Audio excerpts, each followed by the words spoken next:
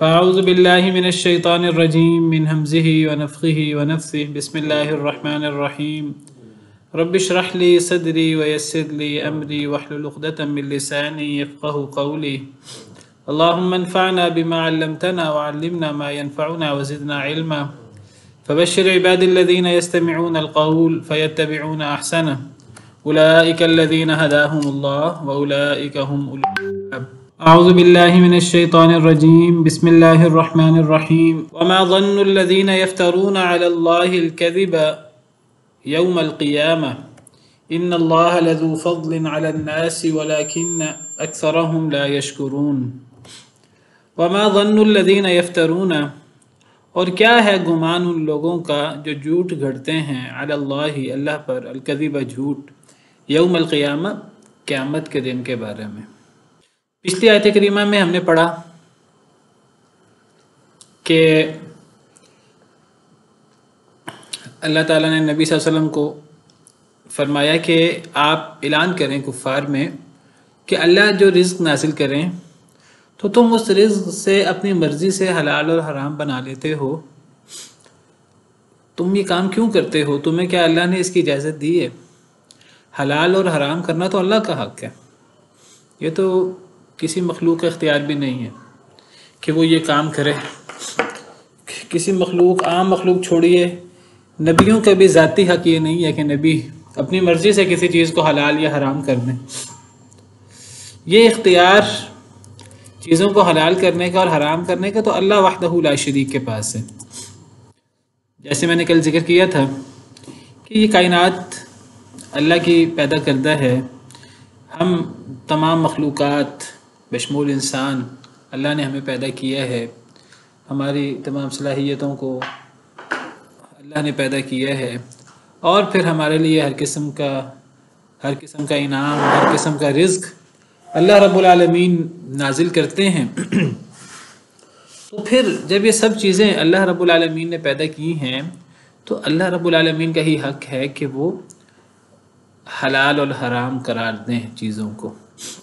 یہ مخلوق کا اختیار نہیں ہے، مخلوق میں سے نبی ولی کا بھی اختیار نہیں ہے کہ وہ کسی چیز کو اپنے پاس سے حلال اور حرام کر دیں۔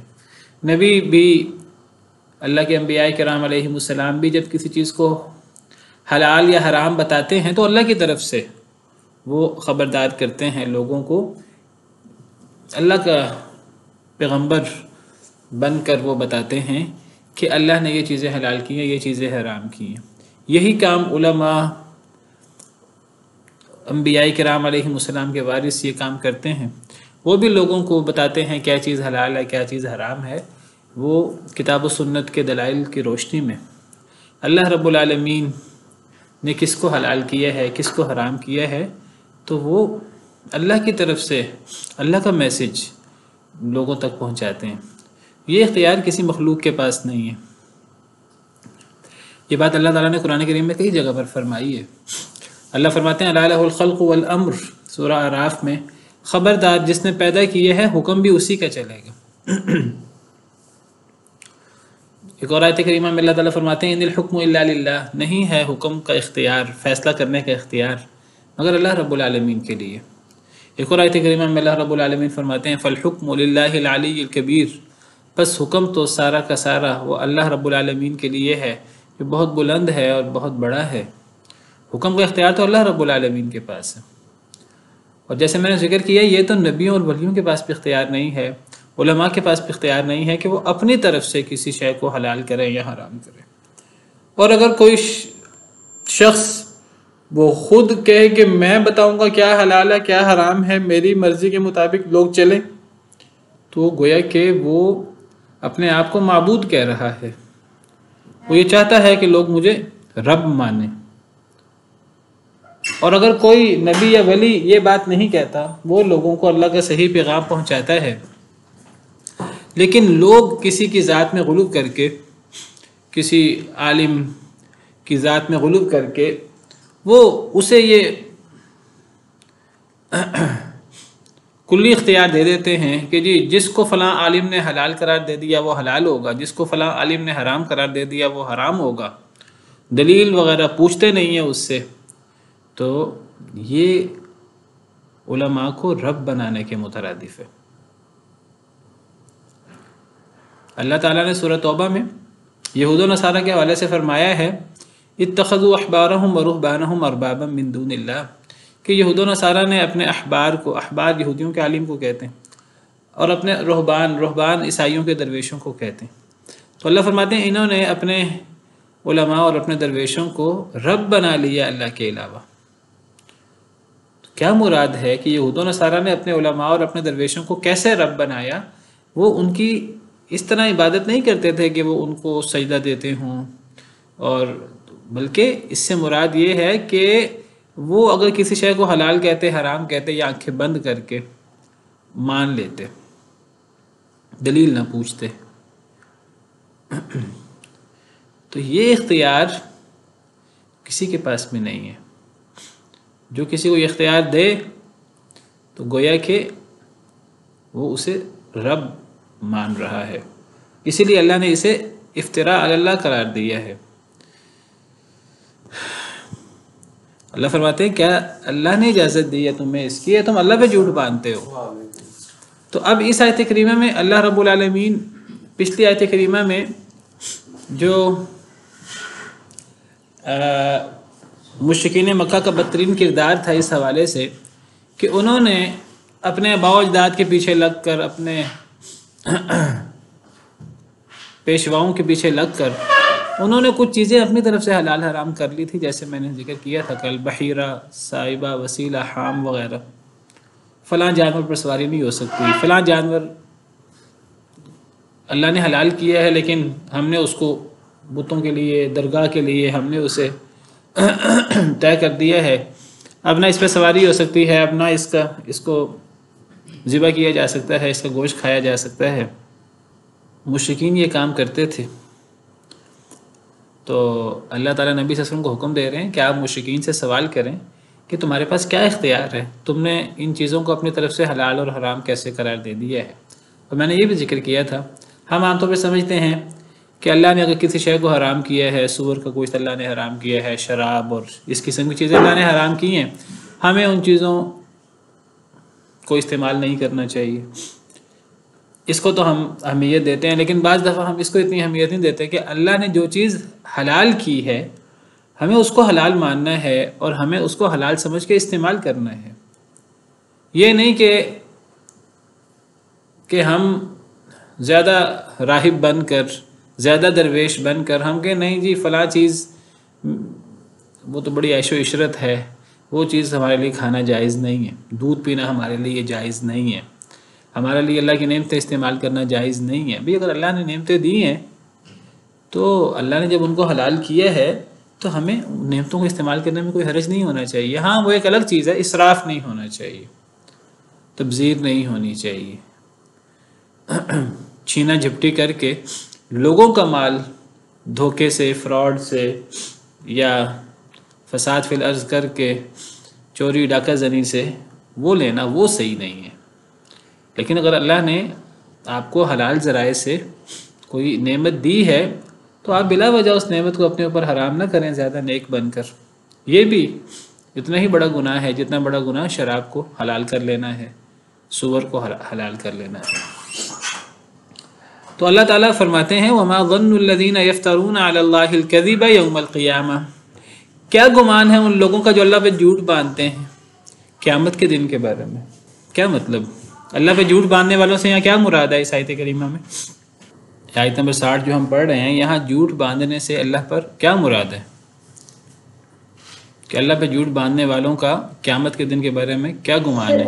جی نہیں، جھوٹ باندھنے والوں سے مراد کیا؟ جھوٹ باندھنا کہتی ہے نا، جھوٹ باندھنا یہ ہوگا کہ اللہ نے جو چیز حلال کی ہے اس کو حرام قرار دے دیتے ہیں۔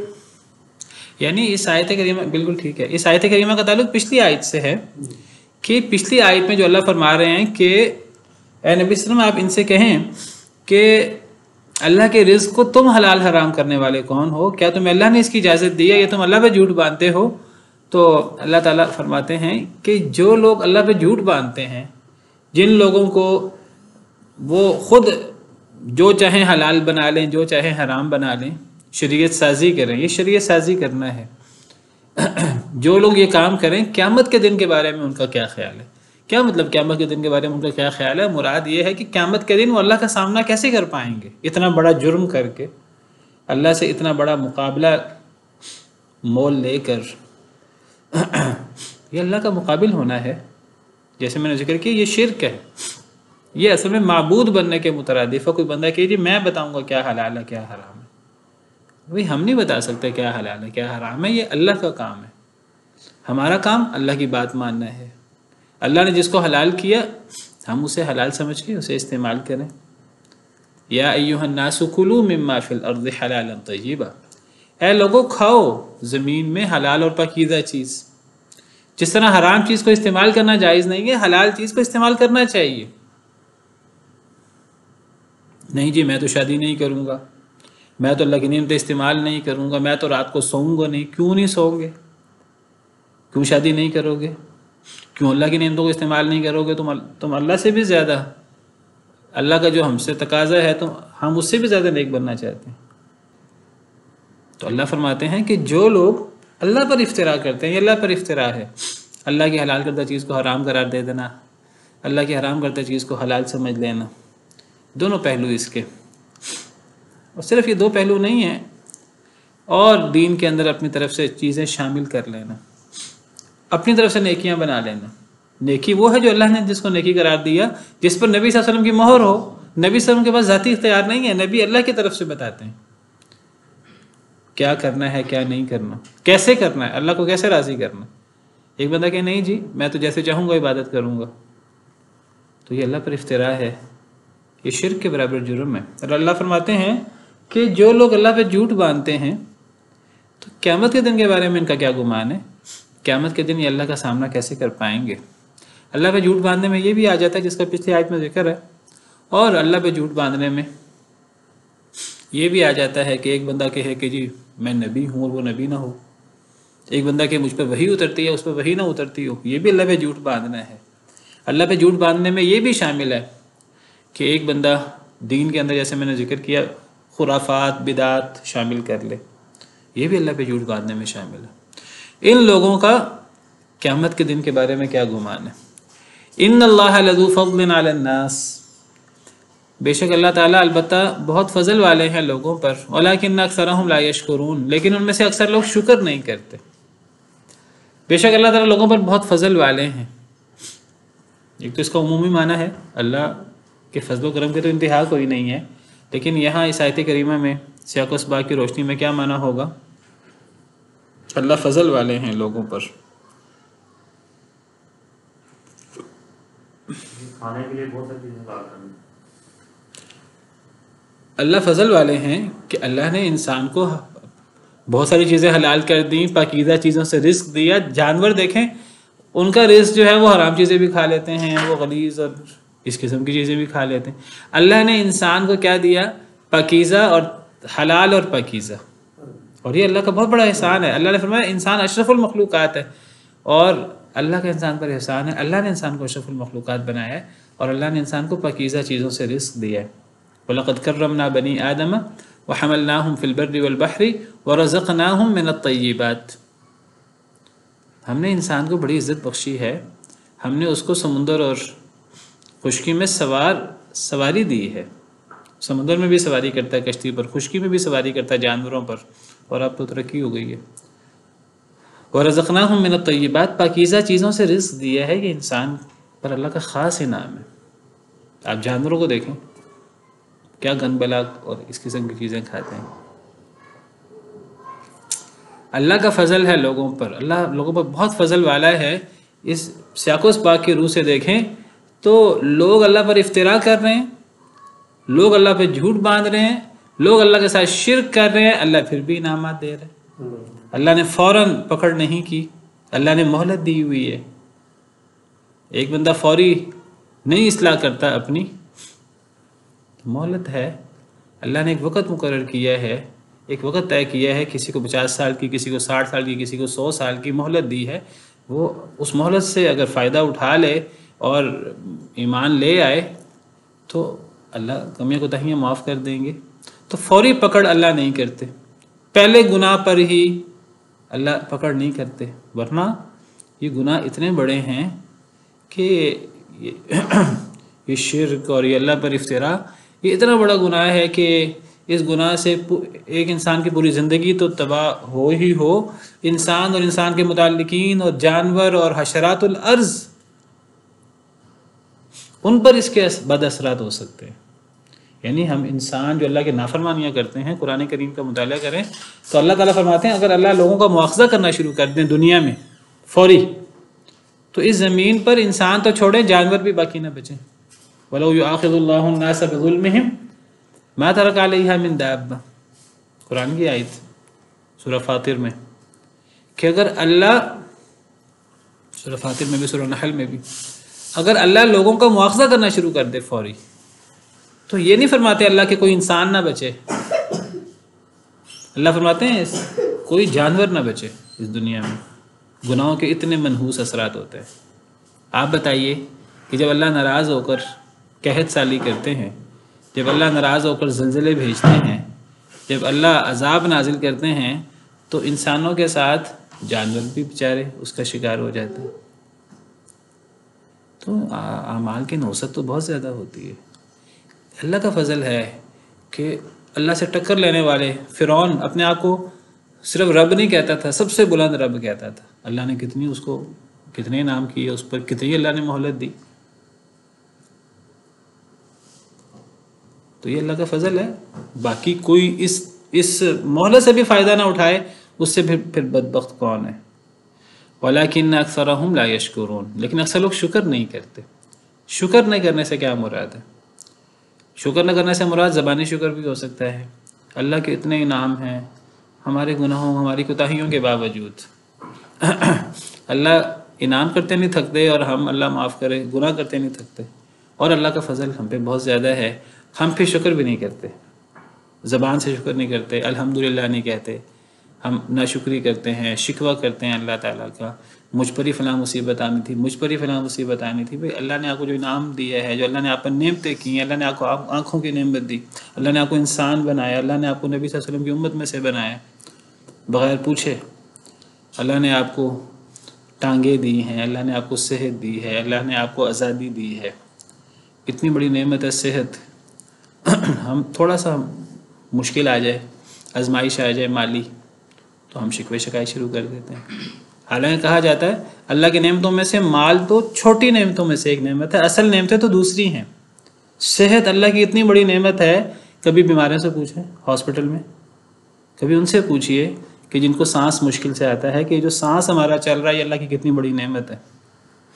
جن کو آکسیجن لگی ہے، یہ جو وینٹیلیٹر پہ ہیں، ان سے پوچھئے، یہ جو ہم آزاد ہیں، اپنی مرضی سے کہیں آ جا سکتے ہیں، جو جیلوں میں ہیں، ان سے پوچھئے۔ جیل تو آپ سمجھیے زندہ لوگوں کی قبر ہے، اللہ معاف کرے، انسان کہیں نہیں جا سکتا۔ اور کتنے لوگ جیلوں میں قید ہیں اپنے جرم کی وجہ سے، اور کتنے بغیر جرم کے جیلوں میں قید ہیں، اللہ معاف کرے۔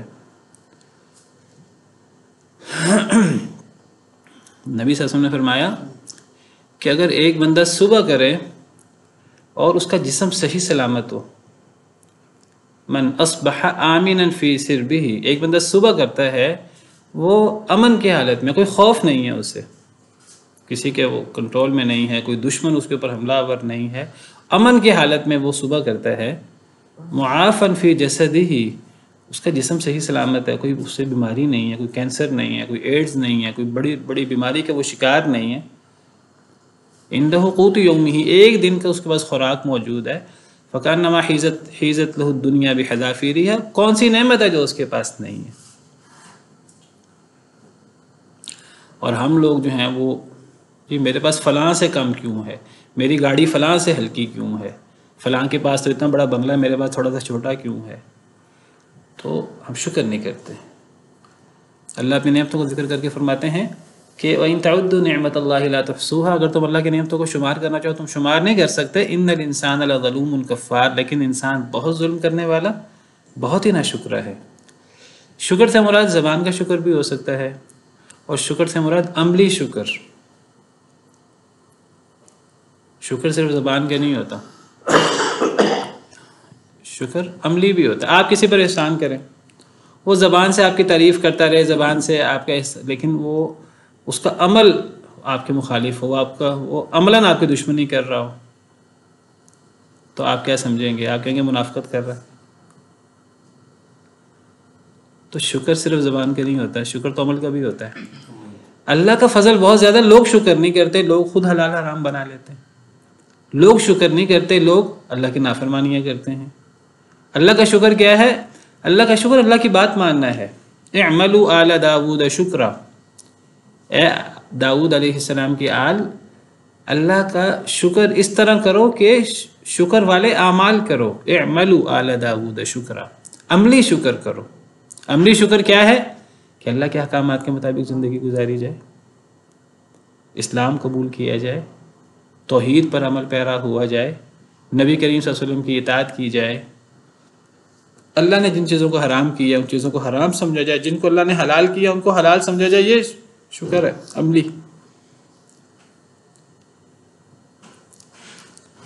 تو لوگ شکر نہیں کرتے،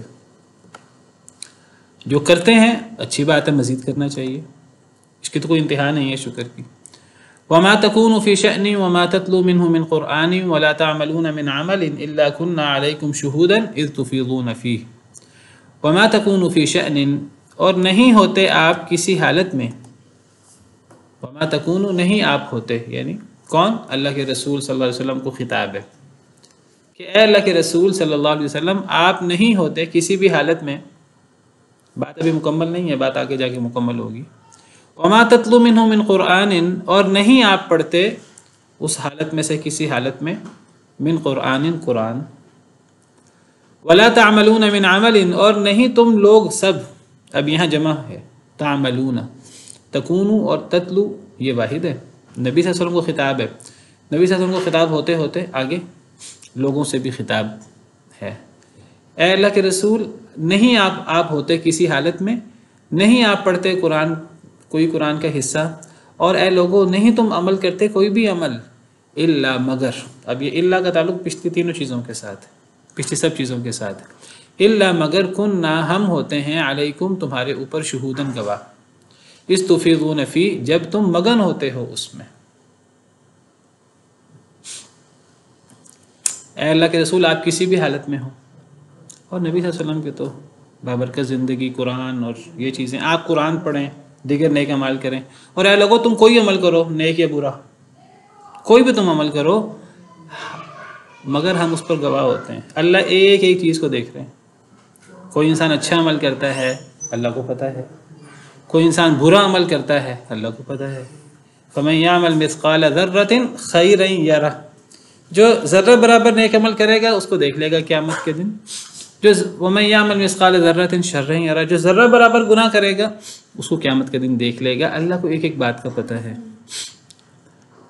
مگر ہم ہوتے ہیں تمہارے اوپر گواہ، اذ تفیضون فی جب تم اس میں مگن ہوتے ہو۔ انسان جب اللہ کی نافرمانی کر رہا ہوتا ہے بطور خاص، اس وقت انسان کے تصور میں نہیں ہوتا کہ اللہ مجھے دیکھ رہے ہیں، اس کو انسان سمجھتا ہے کہ بس میں چھپ چھپا کر یہ کام کر رہا ہوں، لوگوں سے چھپ کر وہ کام کرتا ہے، اسے نہیں پتا کہ وہ لوگوں سے چھپ رہا ہے، اللہ اسے دیکھ رہے ہیں۔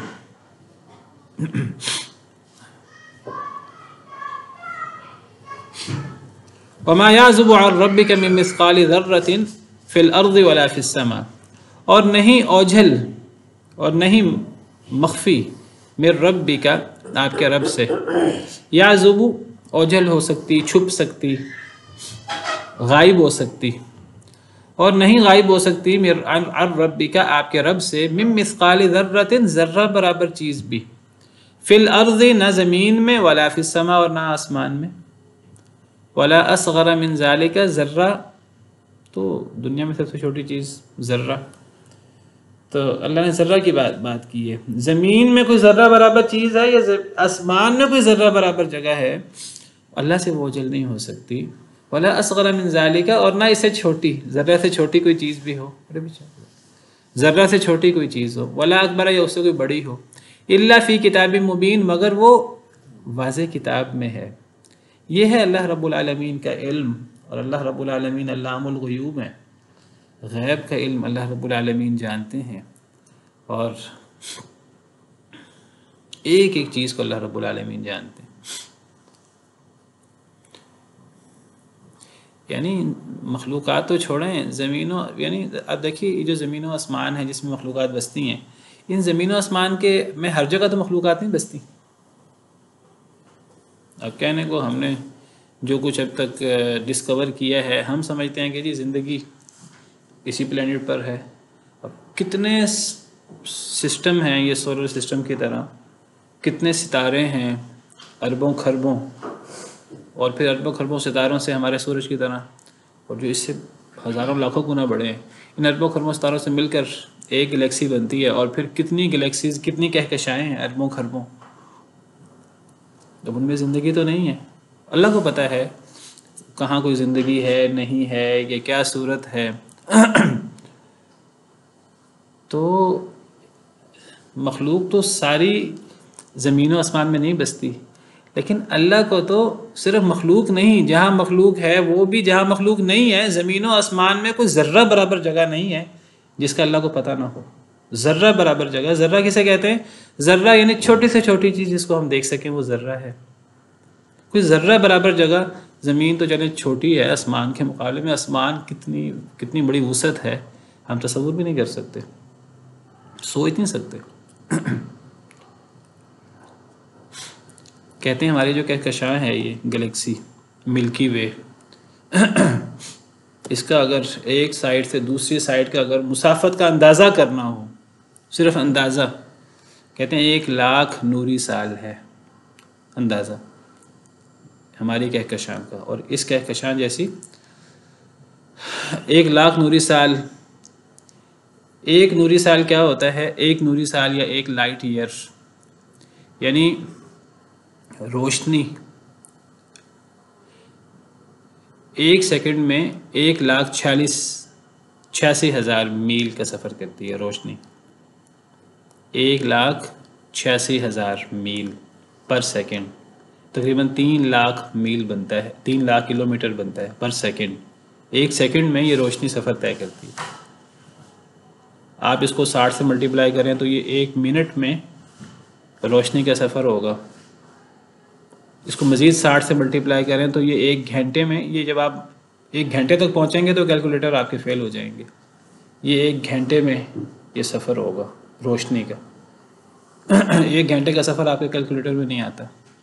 اس کو آپ 24 سے ملٹیپلائی کریں تو 1 دن میں روشنی کا سفر ہے.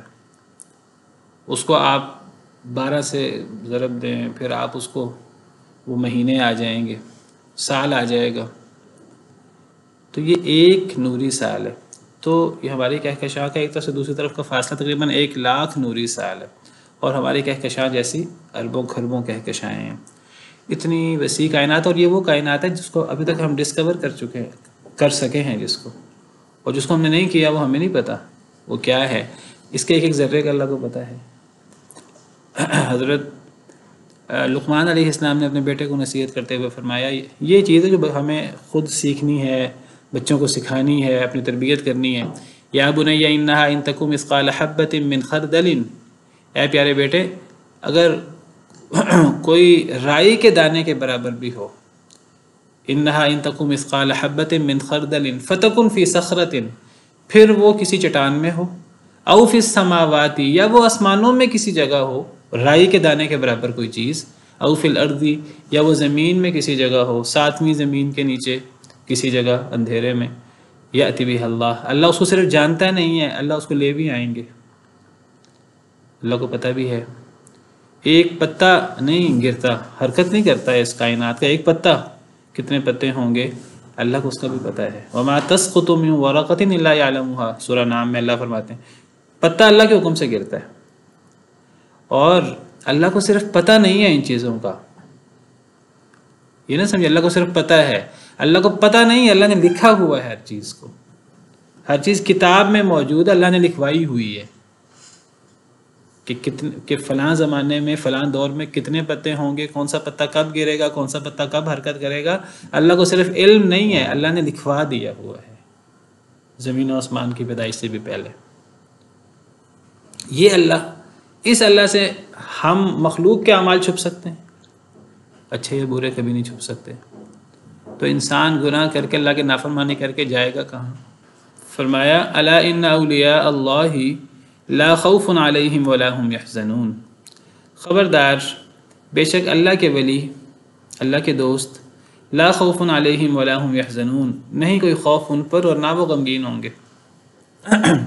پیچھے نافرمانوں کا ذکر تھا، قریش کو خطاب تھا جو لوگ اللہ پر افتراء کرتے تھے، اپنی مرضی سے چیزوں کو حلال کر چیزوں کو حرام کر دیا۔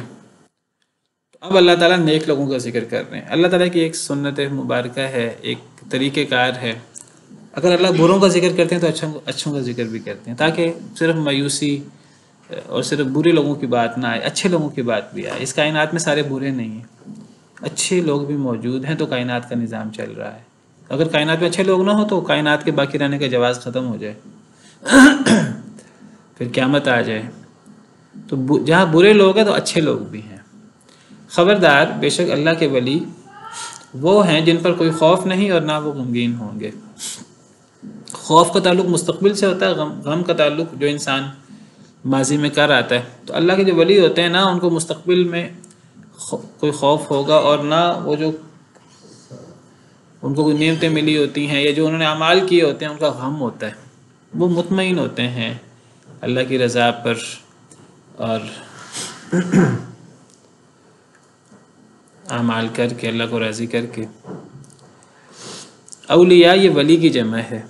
ولی کا معنی عام طور پہ دوست کرتے ہیں، آقا کرتے ہیں، مختلف معنی ہوتے ہیں ولی کے، کبھی دوست، کبھی آقا، کبھی غلام کو بھی مولا کہہ دیتے ہیں، کبھی آقا کو بھی مولا کہہ دیتے ہیں، دوست کو بھی، برابر کے دوست کو بھی مولا کہہ دیتے ہیں، یا ولی مولا ایک ہی روٹ ہے۔ عربی زبان میں لفظ واو لام یا کا جو لفظی مطلب ہے ولیہ، اس کا مطلب کسی کے قریب ہونا ہوتا ہے۔ ولیہ یلی، نبی صلی اللہ علیہ وسلم نے فرمایا کہ جب میں نماز پڑھاؤں لیلینی اولو الاحلام او کما قال، آپ نے فرمایا کہ میرے پیچھے جو لوگ ہونے چاہیے وہ بڑے پڑھے لکھے اور بزرگ قسم کے لوگ ہونے چاہیے جو نماز پڑھیں۔ ولی یا یلی کا مطلب قریب ہونا۔ تو ولی کون ہے؟ ولی وہ ہے اللہ کا جو ایسے اعمال کرے کہ وہ اللہ کو راضی کر کے اللہ کے قریب ہو جائے، اللہ کے حلال کردہ چیزوں کو حلال سمجھے، اللہ کے حرام کردہ چیزوں کو حرام سمجھے، اللہ کے اوامر پر عمل کرے، اللہ نے جس سے منع کیا اس سے رکے، اور دین پر کما حق ہو عمل کرے اور اللہ کو راضی کرے۔ اللہ کیسے راضی ہوتے ہیں؟ اللہ نیک اعمال سے راضی ہوتے ہیں، اللہ تقوی سے راضی ہوتے ہیں جو نیک عمل ہے، اللہ جہاد سے راضی ہوتے ہیں، اللہ ہر نیک عمل سے راضی ہوتے ہیں۔ تو ولی وہ ہے جو نیک عمل کر کے اللہ کو راضی کرنے کی کوشش کرے۔ یہ کوئی ایک اعزاز اور کوئی ایسا عہدہ نہیں ہے جو آٹومیٹک کسی کو مل جاتا ہے۔ ایک بندہ ننگ دھڑنگ ہے، ہم سمجھے وہ بڑا ولی ہے اللہ تعالیٰ کا، پتہ نہیں نماز بھی پڑھتا کہ نہیں پڑھتا۔ اللہ کا ولی وہ ہے جو زیادہ سے زیادہ نیک عمل کر کے اللہ کو راضی کرے۔ تو اللہ کے ولی وہ ہوتے ہیں، اللہ کے دوست وہ ہوتے ہیں کہ جن پر کوئی خوف نہیں ہوتا اور وہ غمگین بھی نہیں ہوں گے۔ یہ کون لوگ ہیں؟ اللہ نے خود وضاحت کی اگلی آیت میں۔ ولی کہلانے کے حقدار کون ہیں؟ الذین آمنوا وکانوا یتقون، یہ وہ لوگ ہیں جو ایمان والے ہیں اور وہ لوگ ہیں جو ڈرتے ہیں اللہ تعالیٰ سے، متقی لوگ ہیں۔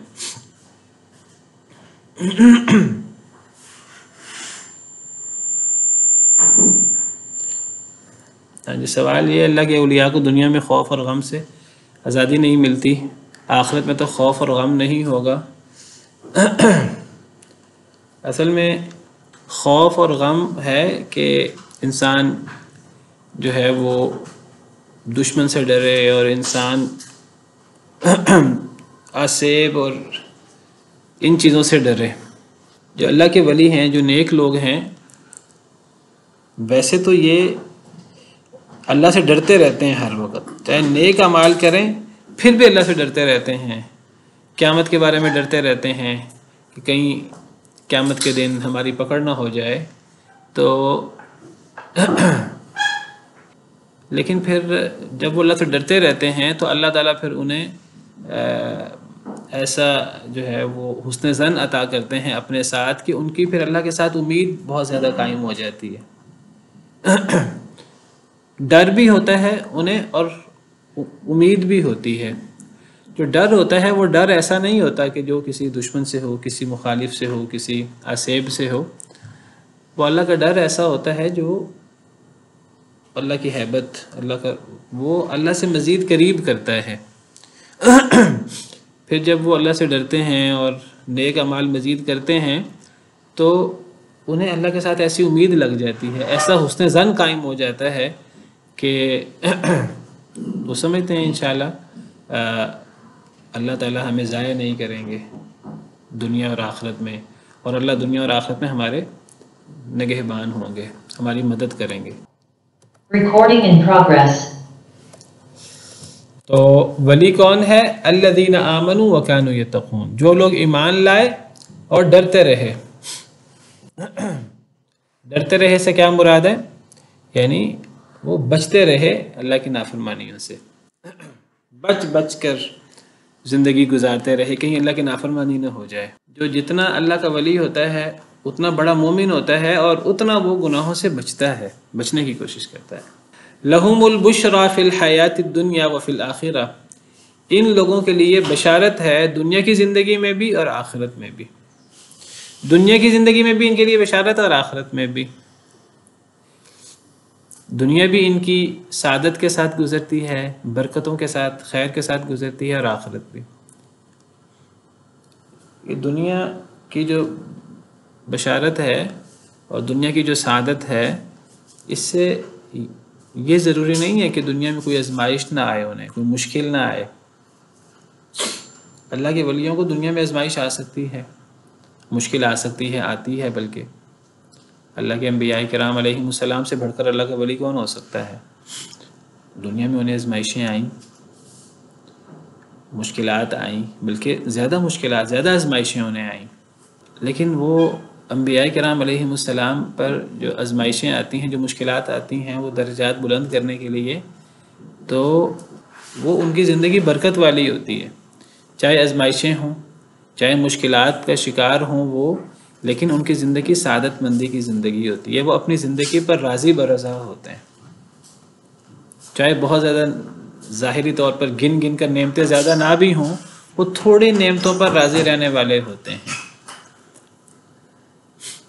جو اللہ کے نافرمان ہوتے ہیں ان کے پاس ظاہراً چاہے نعمتیں زیادہ کیوں نہ ہوں، وہ زیادہ نعمتوں پر بھی راضی نہیں ہوتے کبھی. ان کی زندگی سعادت والی نہیں ہوتی، قناعت والی نہیں ہوتی. وہ اللہ کی تقدیر پر راضی نہیں ہوتے. اگر سونے کی ایک وادی ہے، ان کو سونے کی دوسری وادی چاہیے. وہ سونے کی دوسری وادی حاصل کرنے کے لیے وہ اپنے رات دن کا آرام تج کر دیتے ہیں. کبھی ان کو سکون نہیں مل سکتا. تھوڑی سی زندگی ہے، خواہشیں اتنی زیادہ ہیں کہ جیسے 1000 سال کی زندگی ہو. لیکن جو اللہ کا ولی ہوگا، اللہ کا دوست ہوگا، نیک بندہ ہوگا، اس کی خواہشیں نہیں ہوں گی. تھوڑا ہوگا اس پہ راضی ہوگا. من عمل صالحا من ذکر او انثی وهو مؤمن فلنحیینہ حیاۃ طیبہ. جو بندہ نیک عمل کرتا ہے اور وہ مخلص ہوتا ہے، چاہے وہ مرد ہو یا عورت، ہم اسے پاکیزہ زندگی عطا کرتے ہیں.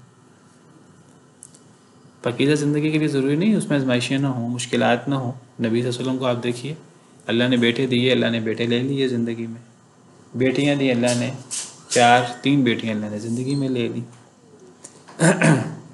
آزمائشیں تھیں، لیکن آپ سے بڑھ کر سعادت والی، برکت والی زندگی کس کی ہوگی؟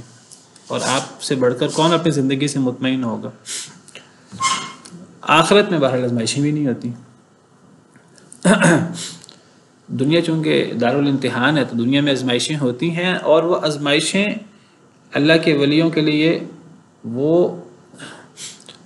ان کے لیے وہ بھی خیر ہوتی ہیں. حدیث مبارکہ نبی صلی اللہ علیہ وسلم نے فرمایا کہ مومن کا معاملہ بڑا عجیب ہے. مومن کو کوئی نعمت ملتی ہے، مومن شکر کرتا ہے تو وہ نعمت اس کے لیے خیر بن جاتی ہے.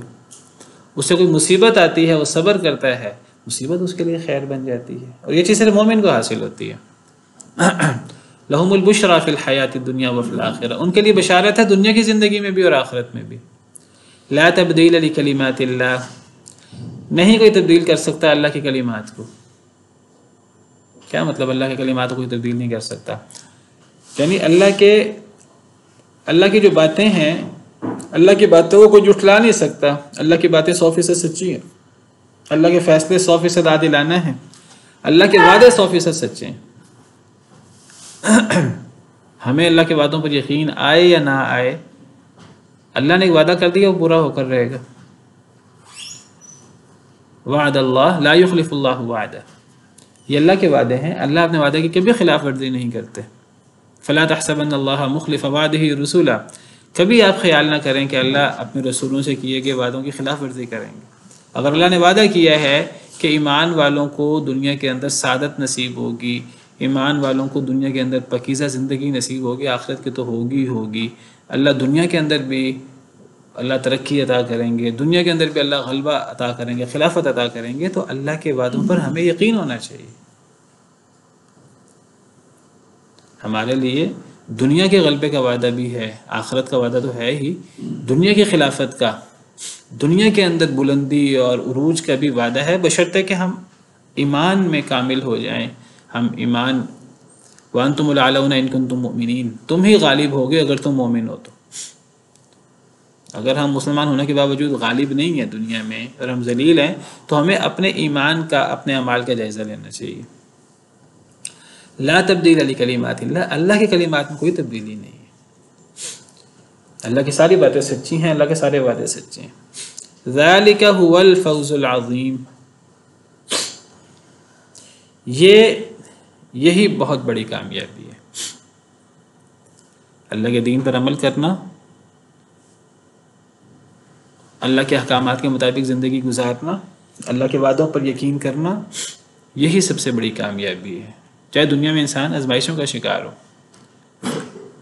اصل میں دیکھیے ہمارا بڑا مسئلہ یہ ہے کہ ہم کہتے ہیں جی فوری کوئی نعمت ہونی چاہیے، فوری نعمتیں ہونی چاہیے، فوری انعام ہونا چاہیے، اور یہ اتنا بڑا دھوکہ ہے ہمارے لیے کہ جس کے اوپر ہم فوری کوئی دنیا کی نعمت دیکھتے ہیں ہم کہتے ہیں یہ بڑا خوش نصیب ہے۔ حالانکہ جیسے کل پرسوں پچھلے لیکچرز میں ہم نے پڑھا قرآن کریم میں کہ دنیا کی نعمتوں کی کوئی حیثیت نہیں ہے آخرت کے مقابلے میں، دنیا تو مچھر کے پر کے برابر بھی نہیں ہے۔ اگر یہ فوری نعمتیں دیکھنی ہوں اور یہ دنیا کے بینک بیلنس اور دنیا کی نعمتیں دیکھنی ہوں تو پھر حضرت موسیٰ اور فرعون کا مقابلہ کریں تو اس لحاظ سے تو فرعون پھر بہتر نظر آتا ہے، والعیاذ باللہ۔ حضرت موسیٰ علیہ السلام نے تو مشکلات کی زندگی گزاری ہے، فرعون بادشاہ تھا اور وہ اس دور کی بڑی تہذیب کا وہ سب کچھ تھا، وہ یہی مقابلہ کرتا تھا اپنا اور حضرت موسیٰ کا کہ تم لوگ حضرت موسیٰ کے پیچھے کیسے لگ سکتے ہو، میں تو مصر کا بادشاہ ہوں اور اس کے پاس کچھ بھی نہیں ہے۔ اصل میں مقابلے کی چیز یہ ہے نہیں، دنیا کی نعمتیں، مقابلہ تو جنت کا ہے، مقابلہ تو نیک اعمال کا ہے، اس کا بدلہ دنیا میں بھی ملتا ہے، اصل بدلہ آخرت میں ملنا ہے، وہ کچھ دور ہمیں محسوس ہوتا ہے، ورنہ جسے اللہ پر یقین ہو اسے تو وہ بدلہ بھی دور محسوس نہیں ہوتا۔ ہمارا مسئلہ یہ ہم اپنے ایمان کی کمزوری کی وجہ سے، اپنے یقین کی کمزوری کی وجہ سے ہم اسے دور سمجھتے ہیں۔ اللہ فرماتے ہیں کہ انہم یرونہ بعیدا ونراہ قریبا، یہ کافر لوگ یہ قیامت کو، جنت جہنم کو دور خیال کرتے ہیں، ہم اسے قریب سمجھتے ہیں۔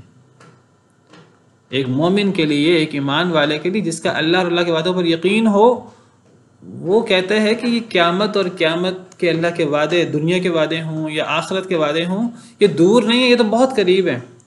قریب کا کیا مطلب ہے کہ یہ لازماً ملنے والے ہیں، ہمیں ان وعدوں کے پورا ہونے پر 1% بھی شک و شبہ نہیں ہے۔ اصل میں آپ دیکھیے کہ دنیا کے اللہ کے وعدے ہیں یا آخرت کے وعدے ہیں، ہمارا ایمان ہو، ہمارا یقین ہو، یہ دور نہیں ہے ہم سے۔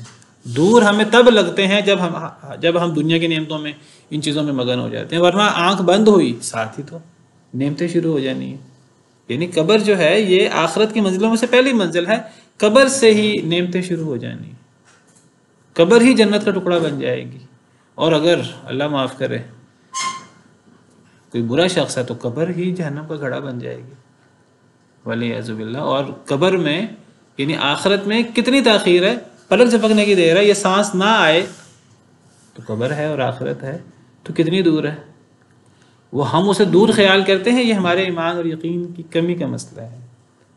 یہ دنیا کے اندر مگن ہونے کا مسئلہ ہے، یہ دنیا کی نعمتوں کو اپنے پر سوار کرنے کی بات ہے. اگر دنیا کی نعمتیں چاہیے ہوتی تو نبی صلی اللہ علیہ وسلم کو اختیار ملا تھا اللہ کی طرف سے، چاہے تو بادشاہ نبی بن جائیں، چاہے تو آپ بادشاہ کے علاوہ عام نبی بن جائیں، تو آپ نے بادشاہ نبی بننا قبول نہیں کیا، آپ کو اختیار ملا تھا. ذالک هو الفوز العظیم. اصل کامیابی کیا ہے یہ جاننا بہت ضروری ہے. آج مادیت پرستی کے دور میں ہم سمجھتے ہیں کہ یہ دنیاوی مال و اسباب، دنیا کی ترقیاں، یہ اصل میں ترقی، یہ کامیابی ہے. اصل کامیابی جیسے کل بات ہوئی تھی، کل نفس ذائقۃ الموت وانما توفون اجورکم یوم القیامہ فمن زحزح عن النار وادخل الجنۃ فقد فاز وما الحیاۃ الدنیا الا متاع الغرور. اصل کامیابی تو آخرت میں انسان اللہ کے عذاب سے بچ جائے اور جنت میں داخل کر دیا جائے تو یہ کامیاب ہے. اور دنیا کی زندگی دھوکے کا سامان ہے، یہ دنیا کی چوکا چوند ہمیں اپنی طرف کھینچتی ہے اور اس سے بڑا دھوکہ کوئی نہیں ہے. ولا يحزنك قولهم، اور نہ غم میں ڈالے آپ کو ان کی بات، ان کفار کی بات، ان مشرکین کی بات. کون سی بات؟ یہاں بات کا ذکر نہیں ہے. یہ جو کبھی آپ کو جھوٹا کہتے ہیں نعوذ باللہ، کبھی آپ کو جادوگر کہتے ہیں، کبھی کوئی الزام، کبھی کوئی الزام اللہ کے بارے میں. اب عیسائی جو ہیں وہ اللہ کا بیٹا قرار دیتے ہیں، اللہ کے لیے گالی ہے. اللہ کے بارے میں کوئی بات کرنا کفار کا اور نبی صلی اللہ علیہ وسلم کے بارے میں باتیں کرنا، تو یہ باتیں آپ کو غم میں نہ ڈالیں. یہاں بات ان کے کسی قول کی بات ہو رہی ہے، ان کی بات آپ کو غم میں نہ ڈالے. ان العزت للہ جمیعا، عزت ساری، بے شک عزت ساری کی ساری اللہ کے لیے ہے. هو السمیع العلیم، وہ بہت سننے والا، بہت جاننے والا. کیا مطلب؟ یہ کافر، یہودی، عیسائی، ہندو، یہ سارے یہ اللہ کے بارے میں کوئی الٹی سیدھی بات کریں، نبی صلی اللہ علیہ وسلم کے بارے میں کوئی الٹی سیدھی بات کریں، اسلام کے بارے میں کوئی الٹی سیدھی بات کریں، ایک مسلمان کو افسوس یعنی اس کو دل چھوٹا نہیں کرنا چاہیے. کیوں؟ ان لوگوں کی باتیں کرنے سے اللہ کی شان میں کوئی کمی ہو جائے گی. ان کی باتیں کرنے سے تو پوری دنیا اللہ کے خلاف ہو جائے کہ اللہ کی شان میں ذرا برابر بھی کمی ہوگی. عزت تو اللہ کے لیے ہے. اللہ تو عرش عظیم کا رب ہے، عرش کریم کا رب ہے. یہ ساری کائنات، سارے خزانے اللہ رب العالمین کے ہیں. اور جب اللہ کی عزت ہے تو اللہ والوں کی عزت ہے، کوئی مانے یا نہ مانے. نبی سے بڑھ کر کوئی معزز ہے، کوئی مانے یا نہ مانے. کوئی اللہ والے سے بڑھ کر کوئی معزز ہے، کوئی قرآن سیکھنے سکھانے والے سے بڑھ کر کوئی معزز ہے، کوئی مانے یا نہ مانے. کسی کے ماننے سے کیا ہوتا ہے؟ کسی کے ماننے سے کچھ نہیں ہوتا. پوری دنیا مخالف ہو جائے کیا فرق پڑتا ہے؟ کوئی فرق نہیں پڑتا. ہمیں اللہ اور اللہ کے وعدوں پر، قرآن پر اگر ہمارا ایمان ہے تو ان کی باتیں آپ کو غم میں نہ ڈالیں. یہ اللہ کے بارے میں بات کریں، نبی کے بارے میں بات کریں، اسلام کے بارے میں بات کریں، مسلمانوں کے بارے میں بات کریں، نیک لوگوں کے بارے میں بات کریں. عزت اللہ کی ہے، وہ کم نہیں ہوگی. اللہ کی ہے اور اللہ والوں کی ہے. چلیں آج کے لیے اتنا ہی کافی ہے.